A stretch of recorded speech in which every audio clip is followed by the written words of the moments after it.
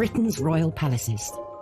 Majestic. It's absolutely dripping in history. Luxurious. The White Drawing Room at Buckingham Palace is like a scene from a Disney film. And packed to the rafters with incredible secrets. Secrets that the royal family would much prefer not to be made public. From royal courtships to royal births to royal marriages and scandals, the palaces have played host to all of that.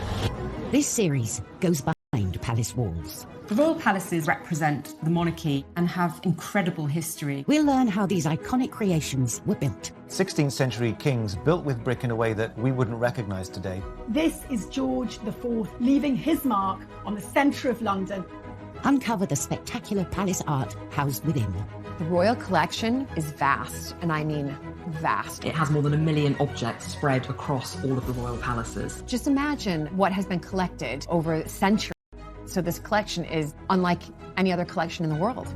Discover their gruesome stories. It's an amazing insight into the royals' history, but also our common history. Frankly, if you're going to cut the head off a king, it's got to be done in a palace. And relive the recent events that shaped the modern royal family. The whole case was an absolute fiasco and a huge embarrassment. The Queen was particularly aggrieved that Harry had done it in the way that he had. This is The Secrets of the Royal Palaces.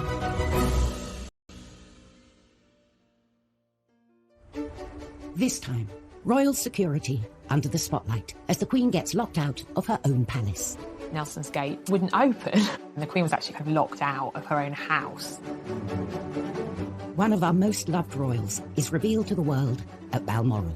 The impact of these pictures was massive. They went around the world.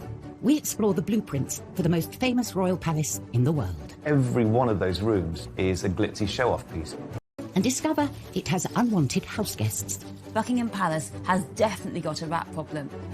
And we reveal the secrets of one of its historic royal coaches. The coach isn't just a way of getting the Queen from A to B, it's a time capsule of British history across the ages. Royal palaces are found in every corner of the UK, from Balmoral and Holyrood in Scotland to Windsor and Kensington Palace in England. There's no doubt that the royal residences are unrivaled, I think, around the world. You know, you have centuries of tradition, priceless artefacts, really important pieces of British heritage on display, and I think we're very lucky to have them.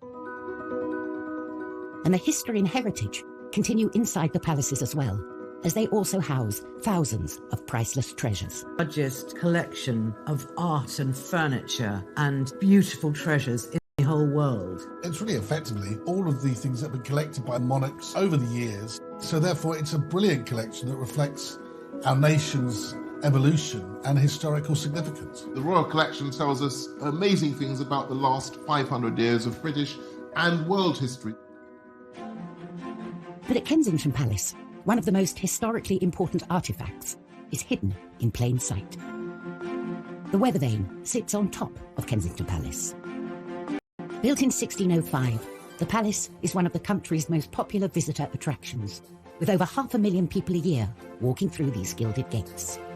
I think most people who come to Kensington Palace are hoping to spot a royal. Sitting on the roof, this weather vane is one of the palace's most incredible secrets, a beautiful golden object nestled between the royal chimney pots. When you approach Kensington Palace, if you look up on the rooftops, you might just make out the glitter of a weather vane, but there is more than meets the eye to this thing. In 1689, the new monarch, William III, and his wife Mary, picked Kensington Palace as their home. These were turbulent times. Crucial battles were being won and lost on the high seas. Everyone was looking for an advantage, and this unassuming weather vane would become William's secret weapon. He had his navy out at sea at battle, and by knowing what direction the wind was blowing in, he'd know whether battle would go in his favour or against him. But it's what lies beneath this weather vane that makes it one of a kind. What William did was he commissioned a really ingenious object that's somewhere between art and engineering.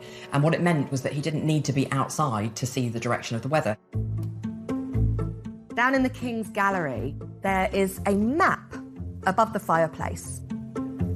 This map is so important because it became the very centre of King William's military operations. It's got the 4 continents in the corner, and Great Britain has been made much larger in scale in comparison to the rest of Europe, particularly France, with whom England was at war at the time. It's an amazing work of art, but what's incredible also is the metal dial and how that works.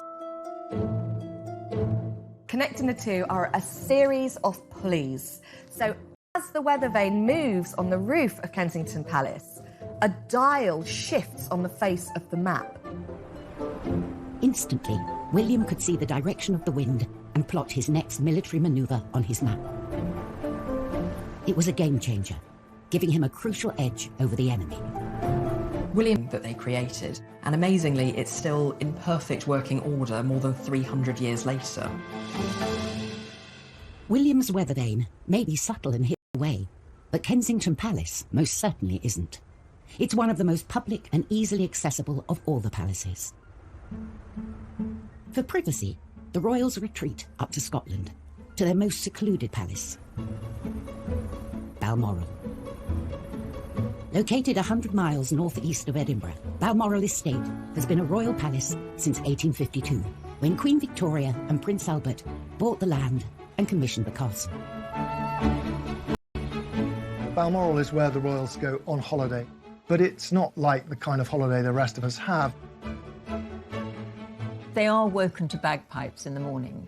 They are piped into dinner in the evening. They dress up for dinner in formal clothes. It's quite a rigid life, but between those markers during the day, there is enormous freedom. It's the one palace they can almost guarantee privacy, which is probably why so many royal relationships have blossomed there. The Duke and Duchess of Cambridge spent time there when Kate was first being introduced to the family. But probably the most famous Balmoral romance happened in 1980.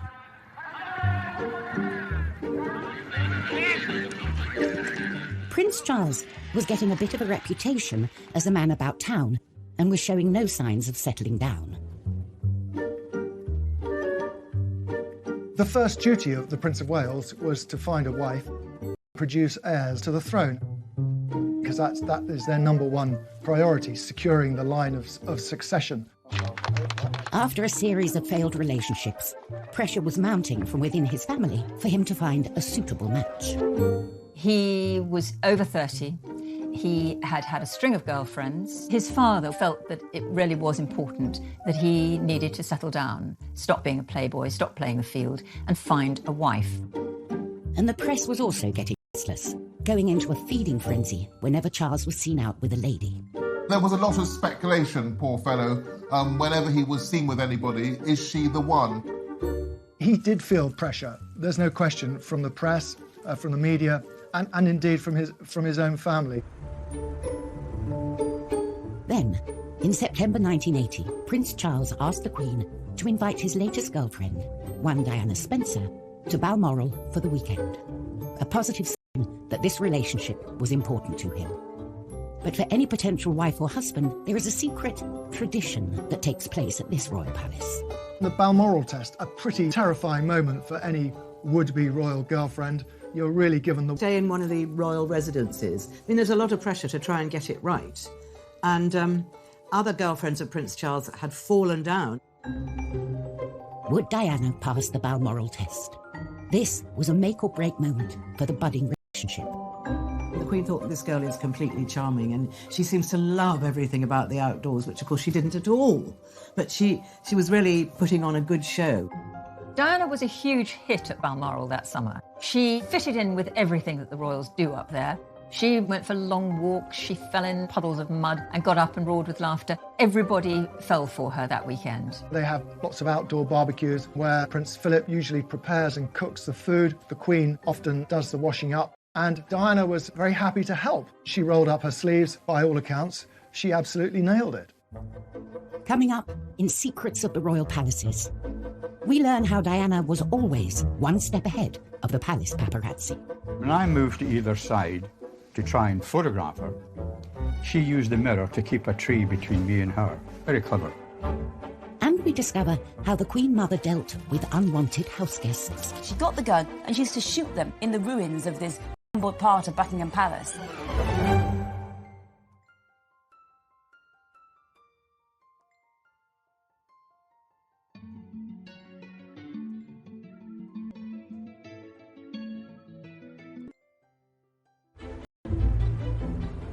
The royal palaces come in all shapes and sizes. Some are opulent and luxurious, while others are more homely and simple. Palaces like Buckingham Palace demand attention, another backdrop for huge affairs of state, while others are just for the family, more secluded and secretive. In September 1980, one palace, Balmoral, was hiding a secret within its 50,000 acres.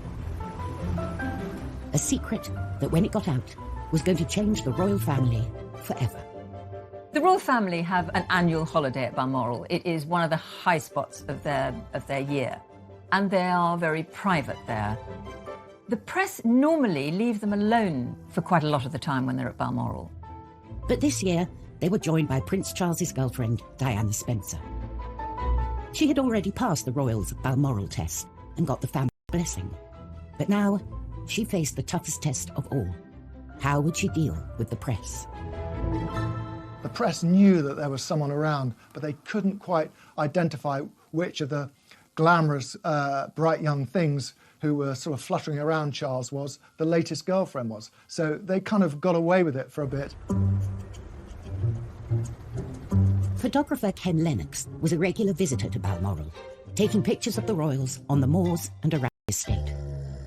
I arrived early because Prince Charles would often do a spot of fishing in the River Dee.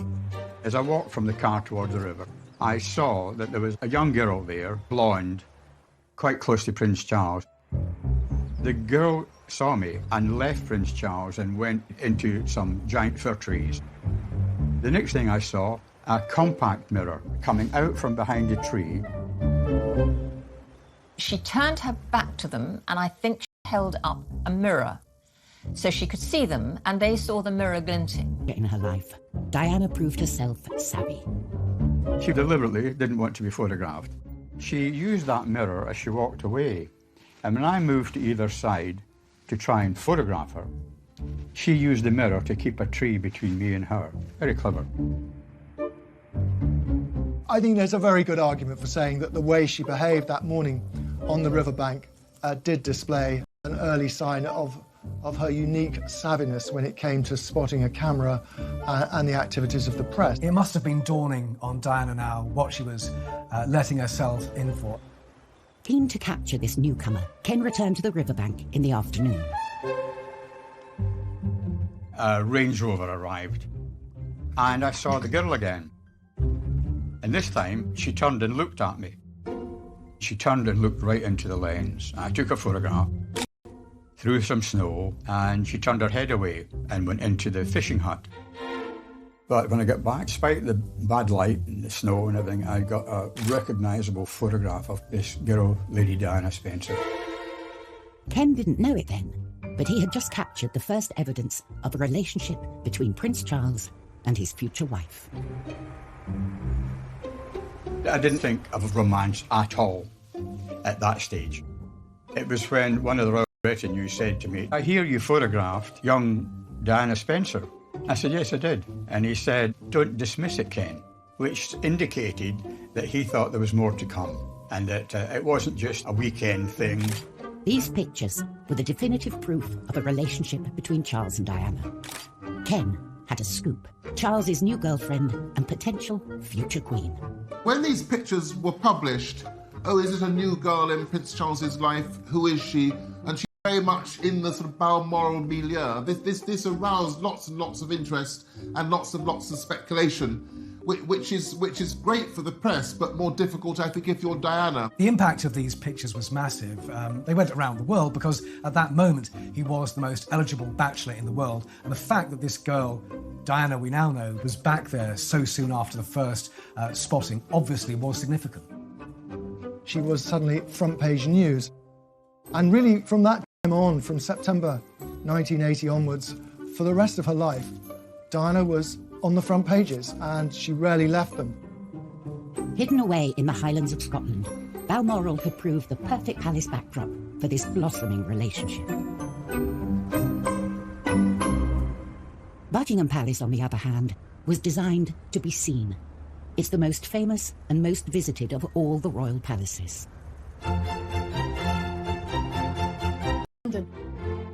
It's pomp and circumstance, it's royalty, it's queen, it's the most iconic palace in the entire world. Buckingham Palace is Monarchy HQ. It is the headquarters of the firm, the British royal family. Buckingham Palace was the brainchild of one man, King George IV. George IV was a very self-indulgent king. He loved the pomp and pageantry, and he wanted a palace that was fit for a monarchy that had growing world significance. When George IV came to the throne in 1820, Royal HQ was St. James's Palace. In his eyes, it was old-fashioned and cramped. So he set his sights on a royal building 2 miles down the road, Buckingham House. George felt it was a building he could transform into a palace worthy of someone of his status. This was transformative. It was entirely new. He wanted to recast Buckingham House into a building on a European scale. And there was only one architect who could execute George's grand ambitions to build the ultimate palace: John Nash. He'd already built some of the most spectacular buildings Britain had ever seen, including the Theatre Royal Haymarket and Brighton's Royal Pavilion. George IV, the showman, always wanted to show off, and Nash was the man to do it for him. Nash had turned the middle of London into a theatrical promenade. He was ingenious.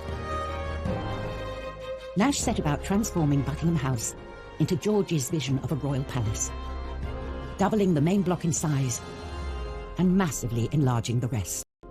This is George IV leaving his mark on the centre of London. But only part of Nash's exterior remains today, and it is only seen by a privileged few. For those lucky few invited to a garden party, say, there is an opportunity to see the rear elevations. Yellowy sandstone, sloping down to lawns, and beyond them, gardens, a lake. It's a neo-French classical style, and it's now, of course, hidden from public gaze. However, the back of the palace was relatively dull in comparison with George and Nash's plan for the front. The pièce de résistance was Marble Arch. The arch was built in front of the palace as its grand entrance. A marble from Italy. Every time the monarch swept through there, it would be with an imperial grandeur. But unfortunately, George never did get to sweep through the arch. He died in 1830, aged 67, before his grand palace was completed. The first monarch to move in was Queen Victoria in 1837, but she felt the palace wasn't big enough and started a major expansion project. She added an east wing. She basically needed more room for the kids. And the first casualty of her build was George's Marble Arch. This arch was basically in the way. It needed to be moved for her to extend the palace. Marble Arch was painstakingly moved, stone by stone, to its current location at the end of Oxford Street. Marble Arch used to be the entrance to Buckingham Palace. Now it's sort of in a busy roundabout. It must have been something of a heartbreaker of a job to dismantle something and then rebuild it for no purpose. As what? A folly, an eye-catcher? It just sits there. It was a monument that no one really wanted. But for all Buckingham Palace's pomp and grandeur, it's been hiding a secret for centuries. A secret it would very much like to get rid of. Rats. Buckingham Palace has definitely got a rat problem. When Queen Victoria moved to Buckingham Palace, Queen, she was shocked by how many rats there were. The rats treated Buckingham Palace like their own personal playground, and when Victoria moved in, she tried to put a stop to it, and really it ended up being a bit of a battle. It got so bad that Victoria had to appoint her own rat catcher. And this was Jack Black, whose title was VR, Rat and Mole Catcher to Her Majesty. And he really was the rat whisperer. I think that Victoria really hoped that he would exterminate the rats for good, but I'm afraid he didn't. The rats continued to plague Buckingham Palace throughout the reigns of all the monarchs. And in World War II, the Queen Mother used to use the rats as target practice. So she had a gun and she was practicing for what to do in case Hitler invaded and she was kidnapped. So she was using these rats for target practice. She got the gun and she used to shoot them in the ruins of this crumbled part of Buckingham Palace. So the rats have always been a problem throughout all of Buckingham Palace. As recently as 2019, exterminators were called in because rats were seen tearing through the royal kitchens. I honestly think that the best place to be in London if you're a rat is Buckingham Palace. There's lots of food, there's lots of hidden places, there's lots of holes because it's such an old house. So rats have a good time in Buckingham Palace and they historically always lurking under the floorboards. Still to come on Secrets of the Royal Palaces. Nash and George's grand front gate has gone. The palace's dazzling staterooms more than compensate. The White Drawing Room is exquisite, and that's so deliberate. It's all about reinforcing the mystery of monarchy. And a royal hellraiser wreaks havoc at St. James's. Suddenly his court became one of extravagance, of hedonism, and certainly of women.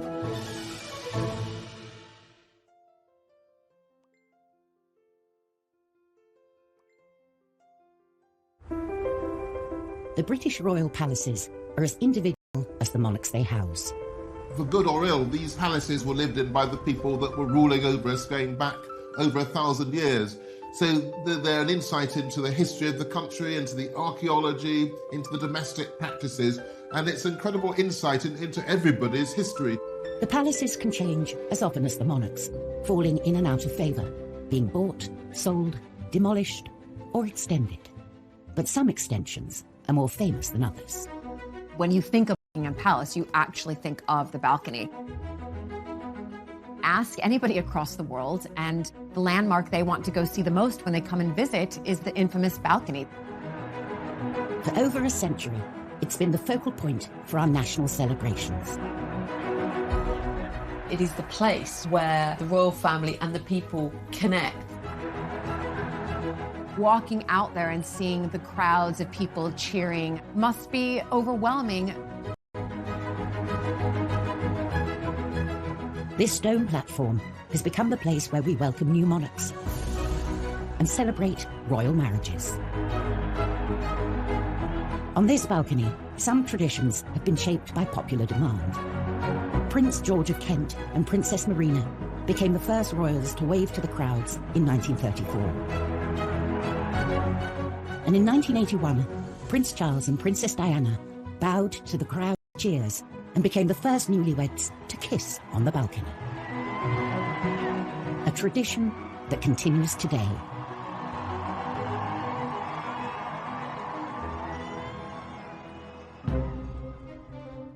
The balcony we know today was born out of an ambitious plan to overhaul London's ceremonial centre in the early 20th century. Architect Aston Webb not only gave the palace a new front of Portland stone, but also widened the mall and created Admiralty Arch. I think if George IV had seen Buckingham Palace today, he'd say, that's what I was talking about. It starts with a version of Marble Arch. Then the Great Road of the Mall frames a processional view of Buckingham Palace. And then he guides your eye to the very centre by setting underneath the focal pediment a balcony. And the royal family themselves become the very focus of the end of this long parade of greatness. But when Webb began work, Buckingham Palace didn't have a balcony at all. The facade presented to the world was one that could have been the front of a hotel or railway station or one of London's clubs. To transform Buckingham Palace into a more suitable seat of power, Webb naturally turned to Stockport. If you were to take the main part of Lyme Park in Cheshire and just glue it on. You wouldn't be far off what you're looking at today. George V oversaw Webb's work. He made sure that the palace's balcony was front and centre, so that it could be used on occasions when the king and other members of the royal family wished to show themselves to the people.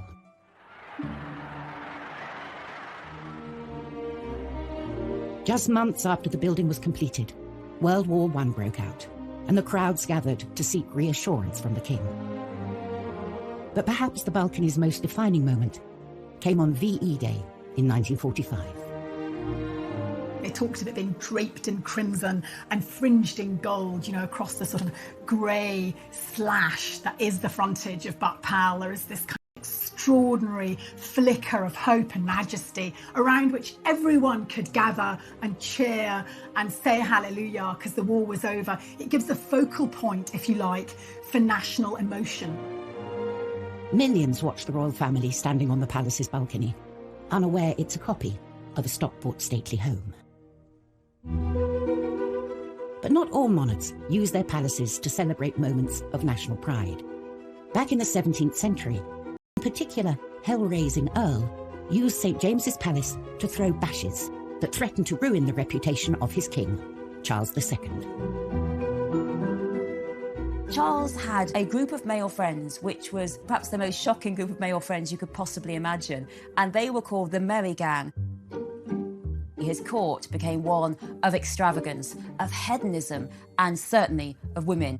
The head of this lot was John Wilmot, 2nd Earl of Rochester, who we know now through what are the rudest poems in the canon of English literature you will ever find. I mean, there aren't many about trees and flowers, frankly, that everyone did go too far. And what he did was he wrote this poem called A Satire on Charles II, and it was savage. It savaged the king, it savaged the court, and it was so disdainful. And this is the worst line for me. Rochester said of the king, "Restless he rolls about, from whore to whore, a merry monarch, scandalous and poor." So Rochester really was never again the king's friend. This poem marks the final break. That was the end of Rochester as being part of the king's court, until his death, finally, fittingly, of syphilis in 1680.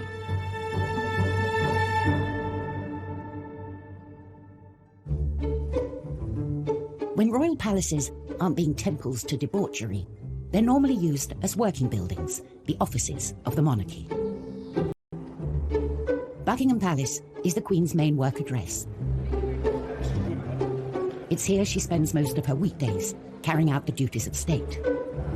But most Thursdays, she gets to get away from the office and travel up to Windsor, the palace she thinks of as home. Windsor Castle is the Queen's favourite of all of the royal residences. It is the one place that she considers home. Windsor is the one that means the most to her. It's a journey that's made most weeks and should run like clockwork. It's all about communication. When Her Majesty leaves Buckingham Palace, they will choose a route and through an encrypted system will inform Windsor Castle that Her Majesty is on way and that the ETA is roughly half an hour or whatever. But on the 5th of March, the Queen turned up at one of the palace's many side entrances, ready to start her weekend, only to find the gates of the castle firmly shut. The convoy arrived at Nelson's Gate in Windsor. It wouldn't open. And the Queen was actually kind of locked out of her own house. Normally with royalty, it's rather like the door at number 10, it opens as you arrive. Similarly with royalty arriving at a palace, the gates open and then the gates shut after she's gone in. But just didn't seem to happen this particular day, which is astonishing, really. Clearly, communication went wrong with whoever was charged with opening that door. The Queen, who values punctuality, can be seen looking very fed up in the back of her car with one of her dogs for company. Passers-by were taking pictures and kind of laughing because there was the Queen kind of sat there like a sitting duck. It was all rather embarrassing. Unfortunately, the gates of the castle remained shut, even after a little gentle persuasion from one of her protection officers. One of the bodyguards got out, a female bodyguard. I think they... With the gates not budging, they had no choice but to try something else. When the Queen is in a motorcade, you have to keep moving. You never ever want to stop. That's why they sail through red lights and they've got police outriders, because the moment the car with the principal stops, they're a sitting target. So the protocol is always to keep moving. I would imagine temperatures went up somewhat, but you are trained to look at plan B and plan C if necessary. The cops had to do a U-turn.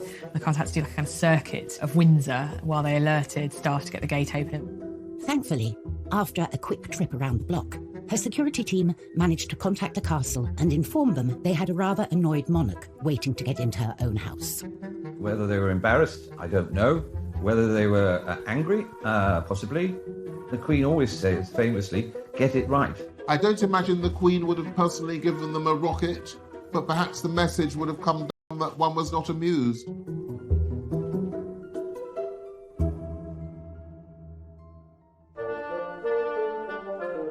The royal palaces house an extraordinary range of art and design objects, and some are as practical as they are beautiful.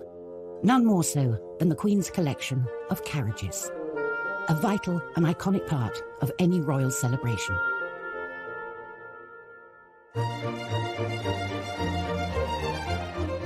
These carriages are usually reserved for big occasions, coronations, state visits, royal weddings, or the opening of Parliament. The royals have to use these carriages because it's tradition. It's what we all remember. It's what we see in the history books. It's what we envision. They form part of that pomp and ceremony and circumstance that we associate with monarchy and that the public enjoy. I never want the royal carriages to go away. There are more than 100 coaches in the royal collection, and the most important carriages are held here, at Buckingham Palace's Royal Mews.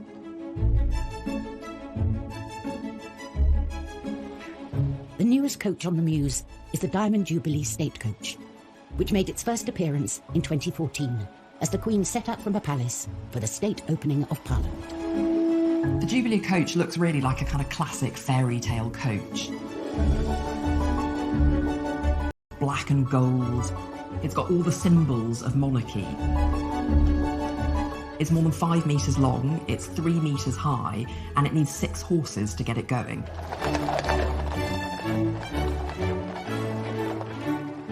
And of course, the perfectly clean and large windows allow her subjects a glimpse of the monarch as she passes by. We can see them much better. If they were in a car, it's faster. There's not as many sort of... And due to a secret 360-degree camera hidden in the golden crown on the top of the coach, the Queen gets to peek out at her subjects as they peek in. Coming up on Secrets of the Royal Palaces, we reveal the secrets hidden inside the Queen's most luxurious carriage. You can see immediately that something special is going on. And in our final tour of Buckingham Palace, we take you into the heart of the incredible staterooms, dripping with gold, and a hidden passageway. The White Drawing Room at Buckingham Palace is like a scene from a Disney film in many ways.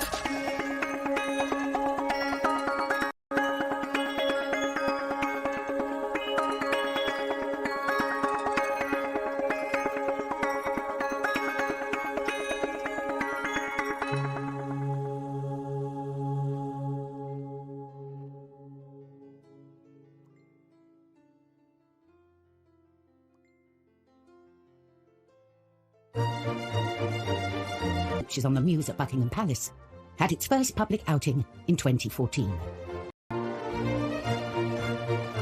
The coach, made in Australia, was originally designed for the Queen's 80th birthday in 2006.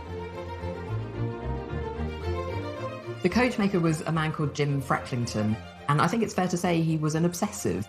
He had actually already designed a coach for the Queen. That was the Australian state coach that was gifted to her in 1988. But with this, he wanted to do something even more extraordinary. Frecklington wanted the coach to be history personified and packed with historic artefacts. You can see immediately when you look inside the coach that something special is going on. It's got this incredible patchwork of different small wooden panels. There's a piece of Canterbury Cathedral, there's a piece of Carnarvon Castle, there's something from 10 Downing Street, you've got something from Henry VIII's flagship, the Mary Rose, there's even something from the apple tree that Isaac Newton sat under. The handrails are a very personal touch for the Queen because they come from the decommissioned royal yacht Britannia. The coach isn't just a way of getting the Queen from A to B. It's a museum on wheels. It's a time capsule of British history across the ages. All in all, it took nearly a decade and the combined efforts of 50 craftsmen to complete the coach and ship it to the UK, missing the Queen's 80th birthday by 8 years. But the final result is truly extraordinary. Ultimately, it wasn't just made to be this wonderful plaything. It's actually a serious working piece of equipment. So it's very much a working work of art. And with its elegant combination of glamour, history, and modern convenience, it's a coach well worthy of its place in Buckingham Palace's Royal Mews. From the vast expanse of Royal Mall to the imposing 20th century facade of Buckingham Palace, it's all about showing off.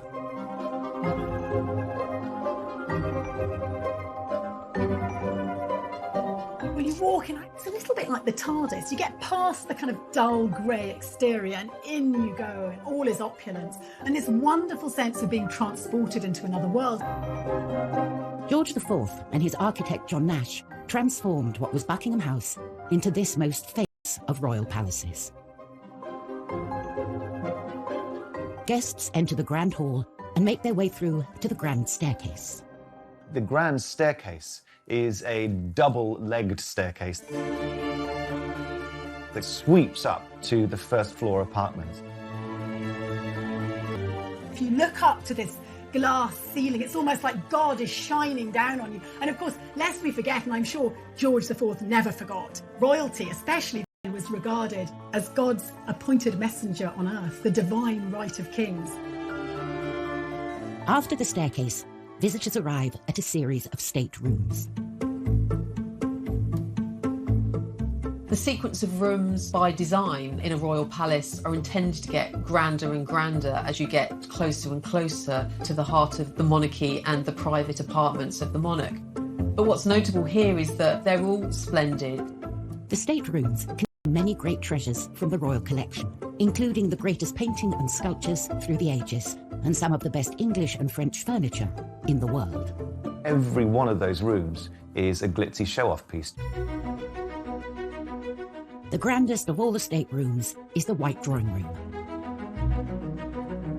The White Drawing Room is exquisite, and that's so deliberate. It's all about reinforcing the mystery of monarchy. The grandest of the staterooms, adorned with French and English finest porcelain and furniture. The White Drawing Room at Buckingham Palace is like a scene from a Disney film in many ways. You have these incredible high ceilings, everything decorated in gold, gold piano, enormous chandeliers. You know, it's what you'd imagine the Queen's Palace to look like. This room holds a palace secret. If you look very carefully, there are two mirrors, and one of them is just a chink ajar. And if you ask very nicely, someone might show you that it actually opens slightly. And that is the way that the Queen accesses her private apartments. The Queen enters from her royal closet, and out she pops, there to be presented among the chosen few. So really, Nash did us proud, or rather, did her proud. With no expense spared, Buckingham Palace has been wowing kings, queens, presidents, and the public for hundreds of years. It's the quintessential palace in the heart of London.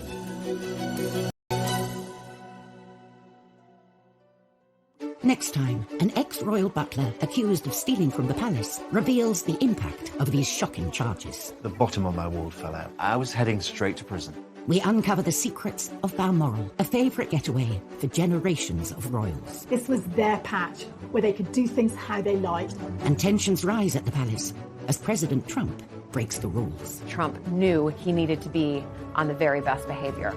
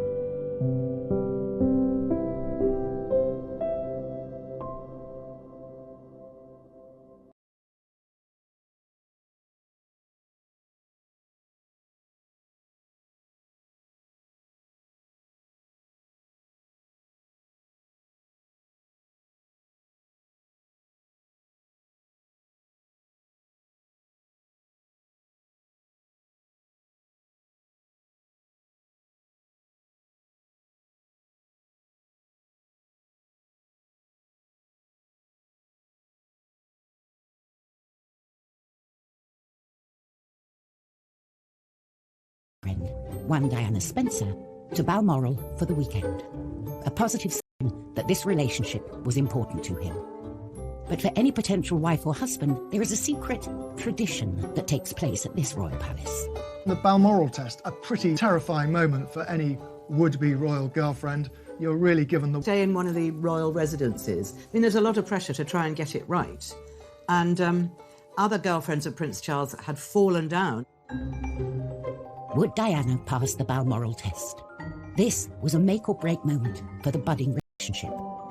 The Queen thought this girl is completely charming, and she seems to love everything about the outdoors, which of course she didn't at all. But she was really putting on a good show. Diana was a huge hit at Balmoral that summer. She fitted in with everything that the royals do up there. She went for long walks, she fell in puddles of mud and got up and roared with laughter. Everybody fell for her that weekend. They have lots of outdoor barbecues where Prince Philip usually prepares and cooks the food. The Queen often does the washing up. And Diana was very happy to help. She rolled up her sleeves, by all accounts. She absolutely nailed it. Coming up in Secrets of the Royal Palaces, we learn how Diana was always one step ahead of the palace paparazzi. When I moved to either side to try and photograph her, she used the mirror to keep a tree between me and her. Very clever.